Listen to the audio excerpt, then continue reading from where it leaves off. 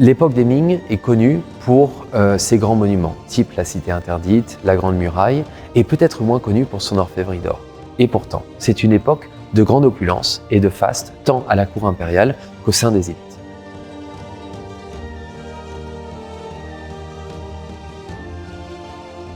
L'époque des Ming est un moment de changement économique qui fait qu'on va avoir de plus en plus d'élites qui vont être en capacité à acheter des produits de grande importance, tant en porcelaine qu'en lac, mais aussi en or, et que l'on retrouve souvent au sein de la cour impériale. L'or est effectivement un matériau que tout le monde considère comme étant extrêmement précieux. En Chine, c'est aussi le cas pour l'époque Ming, mais avant, ce n'était pas forcément le cas. Et petit à petit, ce matériau qui est issu de transactions économiques avec les populations du Nord, mais aussi du Sud, puisque l'or n'est pas extrait en Chine avant le 8e siècle, fait qu'on l'utilise majoritairement pour les parures en or et la vaisselle qui l'accompagne.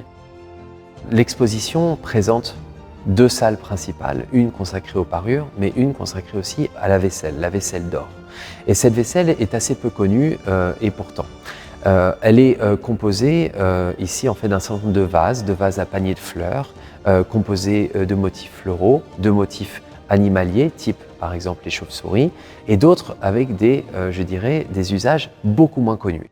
Au sein donc de la première salle de cette exposition, on présente un sceptre jouy. Jouy veut dire fait comme bon vous semble, qui est donné à un maître de maison et magnifiquement travaillé à la filigrane d'or et avec des incrustations de perles et tant de saphirs que de spinels ou de rubis.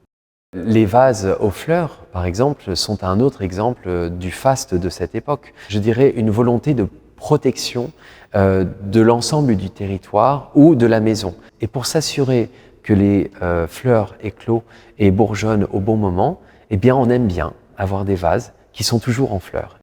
Autre type d'objet important et qui là nous ramène dans le temps, c'est ce qu'on appelle en chinois un tué. C'est une verseuse placée sur une montagne et disposée sur une assiette, elle-même marquée d'une inscription indiquant qu'elle est d'un pourcentage très important en fait d'or pur et datée de l'ère Wanli, c'est-à-dire fin du XVIe siècle. Je vous donne rendez-vous ici au Musée Guimet avec les objets en or de l'époque Ming jusqu'au 13 janvier 2025.